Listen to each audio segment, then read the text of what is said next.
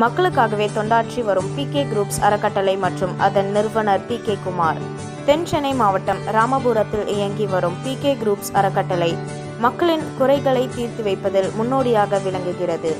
சுமார் 10 ஆண்டுகளுக்கும் மேலாக இயங்கி வரும் அறக்கட்டளை அதன் பதிவு நாளை முதலாம் ஆண்டாக கேக் வெட்டியும் உணவு மற்றும் பழங்கள் வழங்கியும் கொண்டாடினர். சமூக அக்கறையுடன் அப்பகுதி வாழ் மக்களுக்கு தேவையான குடிநீர், சாலையில் தேங்கும் சாக்கடை நீர், மழை நீர், அதனால் தோன்றும் பள்ளம் போன்ற பல அடிப்படை வசதிகளை உடனுக்குடன் நிவர்த்தி செய்து கொடுத்து வருகிறார். அதன் நிறுவனர் PK குமார் மேலும் வரும் அஜிந்தா ரவி. ஓகே, வணக்கம். வணக்கங்க. எத்தனை ஆண்டு காலமா இந்த PK குரூப்ஸ் அறக்கட்டளை செயல்பட்டு வருகிறது? PK குரூப்ஸ்னு ஒன்று ஆரம்பிச்சது இப்போ ஒரு 4 மாதம் தான் ஆகுது.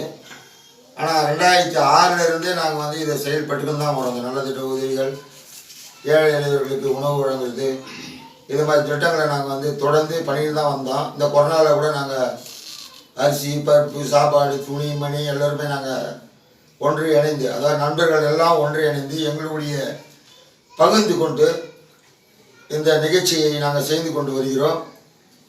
அதுக்கு பிறகு இந்த அறக்கட்டளை என்பதை ஒன்று ஓப்பன் பண்ண வேண்டும் என்று நல்ல நோக்கத்தோடும் இதை உருவாக்கி சென்ற மாதம்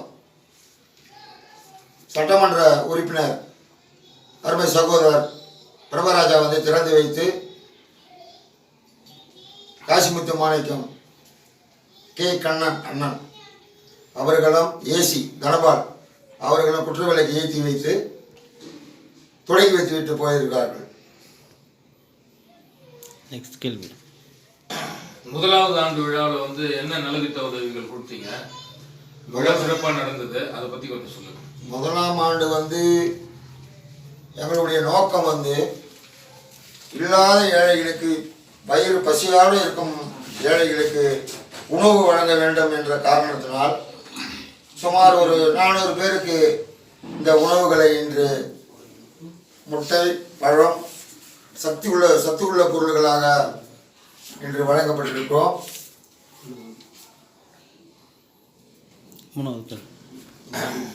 உங்க PK குரூப்ஸோட எதிர்கால திட்டம், நோக்கம் என்ன?